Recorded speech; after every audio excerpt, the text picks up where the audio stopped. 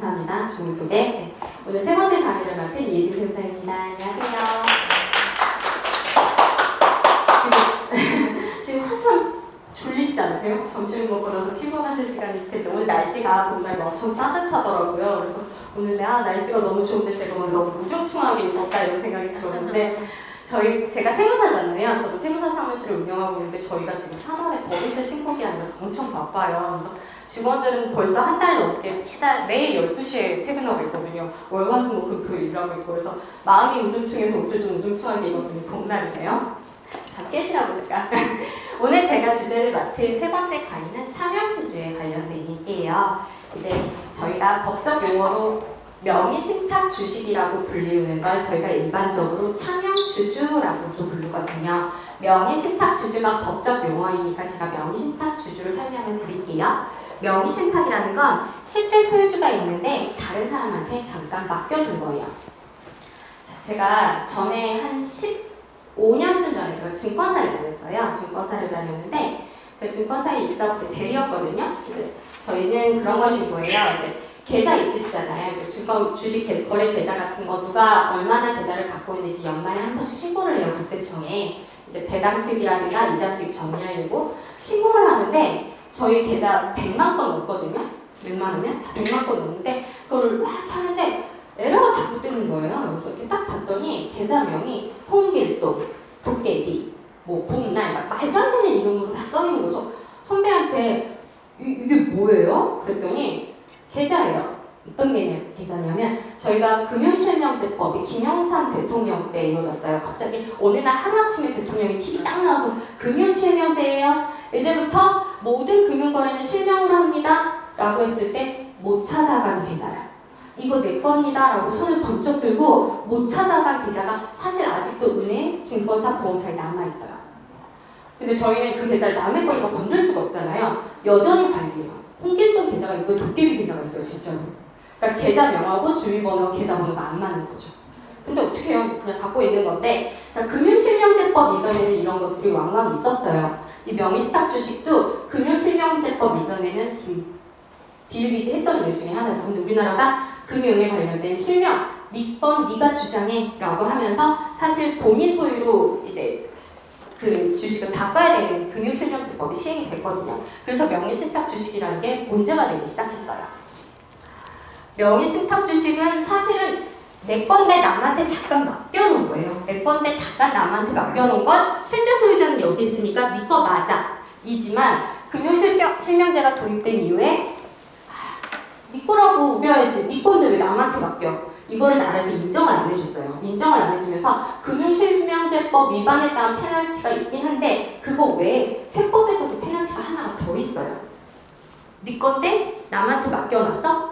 맡겨놓은 거지 준 거 아니잖아요. 맡겨놓고 나중에 찾아올 거예요. 명의신탁은 그거거든요. 신탁이라는 건 맡겨놓고 찾아올 거야. 원래 내 거야. 찾을 거야 내가.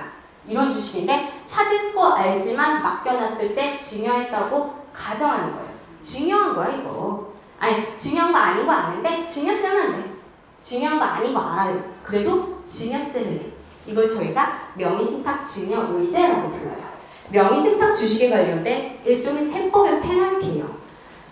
내 주식을 남한테 맡겨두면 금융실명제법도 물론 위반하셨지만 그러니까 세법에서 명의신탁 증여의제에 걸리는 세법도 위반하신 거예요. 자, 이 명의신탁 증여의제에 걸리는 재산이 모든 재산이 다 걸리는 건 아니에요. 제가 아까 말씀드린 은행계좌 같은 경우는 사실 명의신탁 증여의제는 안 돼요. 금융실명제법만 어긴 거예요. 두 번째 세법에서 얘기하는 명의신탁 증여의제에 해당하는 재산은 이런 재산이에요. 등기를 해야 되는 재산 혹은 이제 명의신탁에 합의가 있었고 조세 회피 목적으로 명의신탁을 하는 경우 저희는 이걸 명의신탁 증여의제로 인해서 증여세를 과세해요. 조세 회피 목적이 있어야 되고 등기를 하는 재산.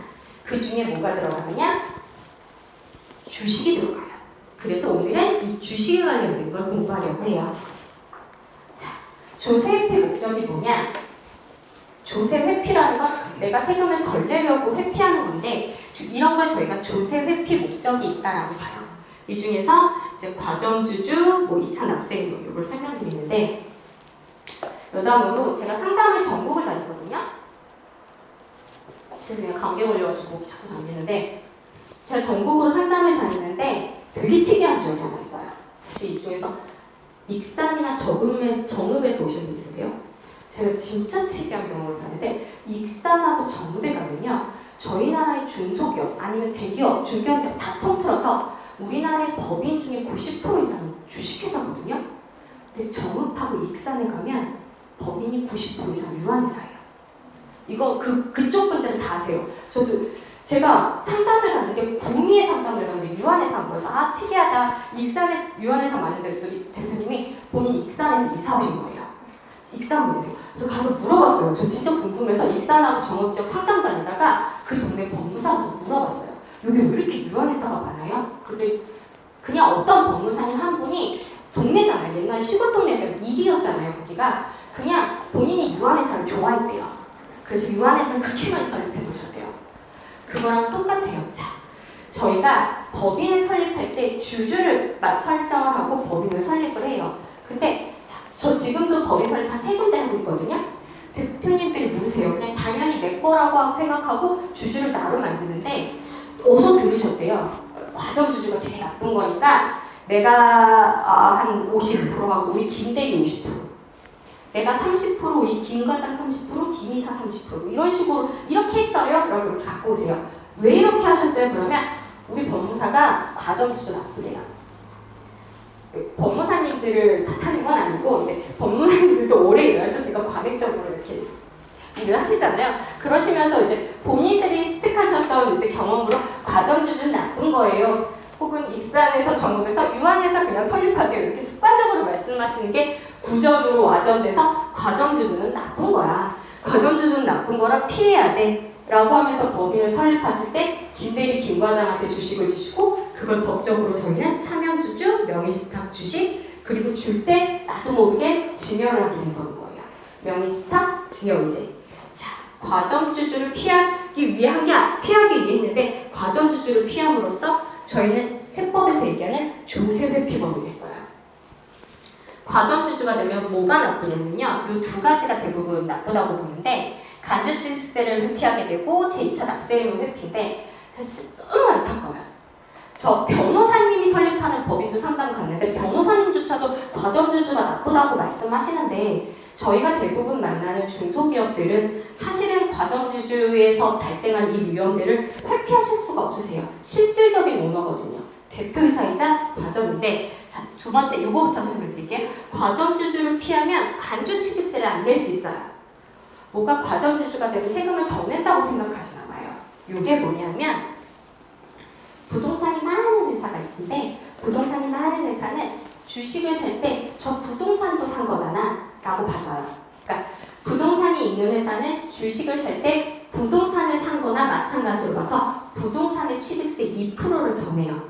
그걸 저희가 과정주주 간주취득세라고 부르는데 모든 주주가 다 내는 게 아니라 과정주주만 돼요. 이 간주취득세는 51% 이상 갖고 있으면 저 부동산 네 거나 뭐가 달라 이렇게 얘기하는 게 과정주주 간주취득세인데 자, 그래서 어떤 대표님이 이걸 피하시겠다고 49%로 법인을 설립하시고 51%를 직원들한테 쫙 뿌려놓으셨어요. 그래서 나중에 이제 이게 명의신탁 주식이 얼마나 위험한지 설명을 드릴 텐데 나중에 위험한 걸 아시고 직원들한테 뿌려놓은 주식을 이제 회수하세요. 그러면 간주취득세가 그때서 나와요. 주식을 취득할 때 나오는 거거든요. 그럼 자산의 2%를 내시는데 49%이셨다가 세금을 내시면 만약에 다 해서 100%가 됐어요. 100%에 대한 간주취득세를 내셔야 돼요. 근데 애초에 설립하실 때부터 51% 이상 설립하셨다. 그러면 내가 김대리 거 10% 갖고 오면 10%만 이 간주취득세를 내시면 되거든요. 엄청난 실수예요. 애초에 51%로 설립을 해놓으시면 설립할 때 간주취득세가 없어요. 그 이후에 취득하는 주식에 대해서만 내는데 처음부터 49% 하면 나중에 취득할 때 앞에 것까지 다 소급해서 100%를 다 내야 되거든요. 어차피 주식을 회수할 수밖에 없는 상황이라면 애초에 과정주주를 하시는 게 오히려 간주취득세를 내릴 수 있어요. 네 번째, 제2차 납세의무. 제가 보기에 이것 때문에 제일 말씀이 많으신 것 같은데 자, 저희 나라가 어떻게든 세금을 걷어요. 쥐어 짜듯이 걷어요. 못 내? 너라도 돼. 이게 이건데 51% 가진 주주들이 혹시 이 법인이 법인세나 부가세 같은 국세예요. 이건 국세예요. 다른 채무 아니에요. 국세를 못 냈을 때 주주들 니들도 지분율대로 나눠서 책임 좀 져. 과정 주주만. 그게 제2차 납세 의무예요. 근데 요렇게 딱 써 있으니까 왠지 회사에 있는 모든 채무를 과정 주주가 다 짊어질 것 같은 이런 생각이 드시는데, 회사에 있는 채무가 잘못되면 책임을 누가 진다? 대표이사가 진다. 그렇게 위험하시면 대표이사를 하시면 안 돼요. 주식은 내가 다 갖고 대표이사 다른 사람한테 세우면 물론 도의적으로 안 되겠지만 그게 법적으로 사실 가장 안전한 거죠.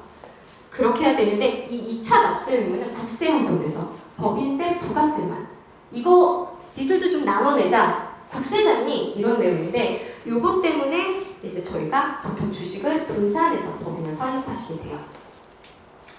안타까운 일이에요. 사실은 정확한 정보 전달이 그러니까 법인을 설립할 때 법무사를 바로 찾아가시면 이런 과오가 좀 있더라고요. 차라리 세무사를 찾아서 상담을 받고 법무사를 어레인지 하시면 이런 일이 없는데, 법무사한테 다를 쪽 하시면 나도 모르게 내 회사에 유한회사가 돼 있고 이런 경우들이 생기니까 이거 되게 주의하셔야 되는데, 어쨌든 이런 목적을 저희가 조세표 목적이라고 보고, 그냥 명의신탁했으면 저 목적이 당연히 있겠거니 해서 명의신탁 증여이자가 과세가 돼요. 어쨌든 법인을 설립할 때 이런 문제가 생기기 때문에, 이런 문제, 과정주주에 대한 리스크가 있을 것 같다는 막연한 추측 때문에 저희가 회사를 설립할 때 주식을 100을 본인으로 안 해놓고, 혹은 내가 70, 그 당시에 열심히 일하는 우리 직원들, 야 니들도 하나씩 이게 돈같이 안 느껴지니까 야 너 5%, 너 10%, 막 이렇게 나눠주세요. 그러다 이제 사이가 틀어지면 이런 일들이 발생을 해요. 실제로 제가 겪은 일들인데, 이제 제가 이런 리스크가 있습니다. 그리고 이런 리스크가 어떻게 해결됐는지 뒤에 사례를 보여드릴 거예요. 오늘 강의는 명의신탁 주식이 뭔지, 왜 생겼는지, 어떤 문제가 있는지, 이런 문제를 어떻게 해결을 해야 되는지 이 순서로 흘러갈 텐데, 앞에서 과거자 어떻게 보면 법인 설립할 때 약간 지식이 부족했거나 아니면 권유하셨던 법무사님이 잘못 권유하셨거나 어쨌든 뭐 후하게 직원들한테 나눠주시려는 좋은 의도로 명의신탁 주식이 생겼어요. 생기고 난 뒤에는 이런 문제가 생겨요. 1번, 이게 어떤 경우냐면 이제 법인, 제 거래처인데요. 기정거래처인데 법인을 설립할 때 약간 영업에 조금 도움이 주셨던 이사님이 계셨어요. 대표님은 영업에 도움이 되는 이사님이니까 너도 오너십을 갖고 좀 일을 하자. 그래서 15%인가 10% 정도의 지분을 그분한테 나눠주고 법인을 설립해서 광고이거든요. 광고 만드는데 이렇게 만드셨는데, 시간이 좀 지나면서 이분이 자기 이제 급여 뭐 이런 부분에 불만이 조금 생기셨나 봐요. 퇴사를 하고 이게 약간 적대적 관계에 있는 회사로 입사를 하셨어요. 그래서 그 사람이 15% 갖고 있든 말든 사실 직원이잖아요. 엄격히 따지면. 딱 입사를 했는데, 와, 그때서부터 15%쯤 5% 하여튼 그렇게 많은 주식수가 아니었거든요. 연말에 지금 3월 딱 하면은 주총 열어달라고 그러고, 비상장 중소기업 주총 잘 안 열려요. 근데 거기 진짜 주주들 다 모아놓고 플래카드 들고 매년 하는 게 있어요. 소액주주 청구권 있거든요. 회계 장부나 열람하겠다. 장부 다 내놔라. 그러면 주주들이 원하면 저는 열람 시켜줘야 돼요. 대기업이야 다 뒤에 다 떠있지만 중소기업이야 뭐 누가 그래요. 근데 대표님하고 적대적 관계에 있는 회사에 입사한 직원이 됐는데 회계장도 다 열어줘야 되지. 맨날 주총 열어서 나 왜 배당 안 주냐고 난리치지. 와, 후하게 시작하셨던 마음이 사실은 비수가 돼서 돌리면서 요거 정리하느라고 이분 꽤 돈 받고 이거 파셨어요. 그냥 파셨겠어요. 이거 협의하느라고 주식가치 평가하고 나 이거 마음에 안 든다. 나 이걸로 달라. 막 이렇게 회의 여러 번 해서 이분 빼는 게 한 2, 3년 걸렸어요. 이런 경우도 생겼고요. 그 다음에 뭐 이거 명의신탁 이거 이제 뒤에서 나온 사례인데, 예전에는 법인을 설립할 때 아까 뭐 과정주주 피하려고요 이런 이유가 아니라 법적으로 상법이 법인을 설립할 때 필요 주주의 숫자 머리수를 만들어 놨었어요. 예전에는 7명이었고요. 그게 5명, 3명, 지금은 없어졌는데, 아주 옛날에 설립된 법인이 하나 있어요. 뒤에 가서 설명을 드릴 건데 이건 판례가 있는데, 7명의 주주로 법인을 설립할 수밖에 없었던 시절에 법인을 설립했거든요. 그게 88년도인가? 제가 연도가 지금 정확히 기억이 81년에 설립한 회사예요. 어쨌든. 근데 그러니까 제가 80년생인데 46이면 81년도면 45년 전이잖아요. 그때 주주였던 분이 살아계시면 다행이신데 돌아가시면서 요게 이제 자녀 그게 손주한테 상속이 됐었어요. 대수상속으로 못 들어간지 모르겠는데 어쨌든 그래서 모르죠. 이게 뭐 차명인지 명의신탁 주식인지 모르겠고 전 할아버지한테 상속받았고 제 겁니다. 라고 가지고 뻑뻑 우겨서 결국 소송 갔던 사례 있거든요. 그 사례는 이따가 설명을 드릴 텐데 그런 경우도 있어요. 상속인이 사망을 하게 되면 이 재산은 명의신탁 주식이라고 해도 상속권이 있기 때문에 상속인들한테 바로 넘어가요. 네 번째, 이 사례는 제가 판례가 저한테 있긴 한데 오늘 강의 자료로 첨부는 안 했는데 제가 이렇게 봤더니 너무 이름을 지울 게 많아가지고 제가 오늘 첨부를 못했는데 실제로 제가 이것도 차명주식 정리안으로 소송했던 사례인데 이건 한 5년 전쯤 했던 일인데 대표님이 법인을 설립할 때 또 마음 좋게 한 10%를 직원한테 주셨죠. 20%나 10%를 직원한테 주고 하다가 이 직원이 퇴사를 했어요. 퇴사를 하면서 본인 사업을 하겠다고 했어요. 독립해서 네 사업 하겠다는데 그래 돈도 조금 퇴직금도 좀 후하게 주시고 내보내셨어요. 내보내시면서 주주명부 이 주식을 정리하셨어야 되는데 옛날에는 이거에 대한 감각이 좀 무겼어요. 주식 정리 안 해도 너도 알지? 내 건 거. 나도 알고 내 건 거. 다 우리 다 알고 있는데 뭘 굳이 세무사한테 물어봤더니 이거 정리하는 거 돈 들어요. 뭐 이러다 왜 됐어 그냥 네 거 아니잖아 내 거잖아. 나 합의서만 하나 써줘. 네, 이 주식은 대표님 거지 제 게 아닙니다. 한 돈 1, 2천만 원 더 갖고 퇴사했거든요. 퇴사하고 본인 사업을 하셨어요. 비슷하게. 근데 직원분이 이제 사업이 참 못하셨어요. 쫄딱 망하셨어요. 쫄딱 망하셔서 재산이라고는 이 비상장에서 이 주식밖에 없는 거예요. 근데 부가세를 체납하셨거든요. 부가세를 체납하니까 압류가 걸렸어요. 시행세무서에서 압류 통지가 온 거예요. 네 주식에 압류를 걸겠다. 자, 이분이 계속 체납을 하게 되면 이 주식은 어떻게 되냐면 국가는 세금을 받아야 되잖아요. 그럼 어떻게 해요? 이 주식을 팔아야겠죠. 누가 사가요? 누가 사가긴 살 사람이 사가겠죠. 어떻게 파냐면 이걸 캠코로 넘겨요. 자산관리공사. 캠코로 넘겨서 캠코에서 공멸해요. 그래서 이제 유찰되면 어쩔 수 없는데 이제 사가면 그 사람이 주주가 되는 거예요. 비상장 주식이요. 비상장 중소기업 주주 3명 있었어요. 3명 중에 대표님이 70%, 나머지 믿을 만한 직원 둘 중에 한 명이 그렇게 해서 압류가 걸려서 요게 만약에 뭐 전혀 모르는 타인들한테 넘어가면 또 아까처럼 우리 주총 열어야 되고요. 매년 회계 장부 열어줘야 되고요. 배당해달라고 막 이러면 배당해줘야 되고요. 골치 아픈 일이 생기는데 압류가 딱 걸린 거예요. 저도 처음 봤어요.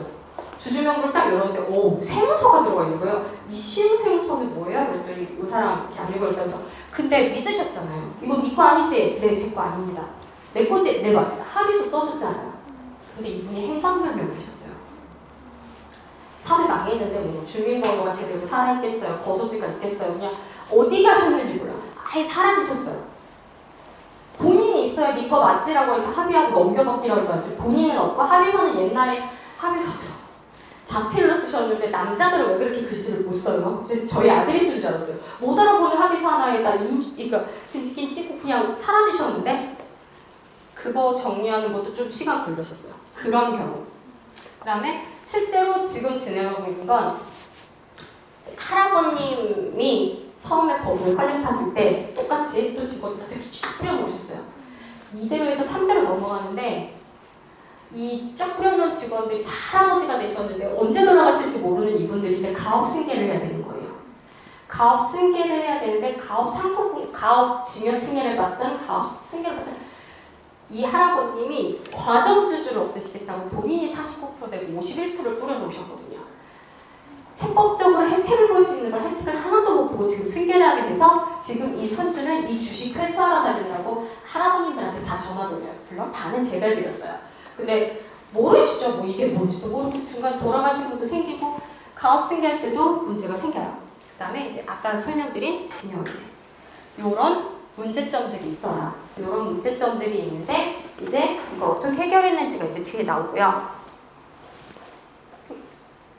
잠시만요. 그냥 뭐지? 뭐 할까요? 잠시만요. 멈췄어요.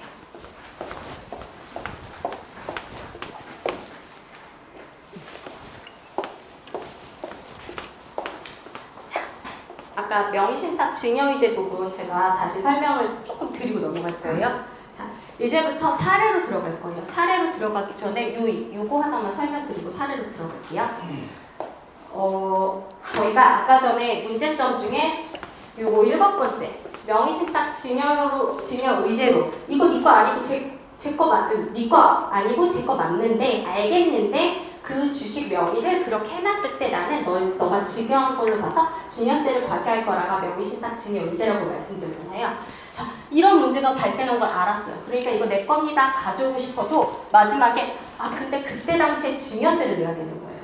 제가 만약에 10년 전쯤에 다른 사람한테 제 주식인데 명의신탁을 해놨어요. 그리고 가져오려고 봤더니 그때 당시에 증여한 거니까 이거 증여세 내 합의 다 하고 이제 그래 돌려줘. 그래 너는 이제 연락도 되니까 갖고 올게. 그래? 그럼 그때 당시에 증여세? 그 당시에 주식 가치로 증여세를 계산해요. 그 당시에 회사 얼마 안 했어. 5,000원짜리 주식 딱 증여세 계산하는데 10년이 지났잖아요.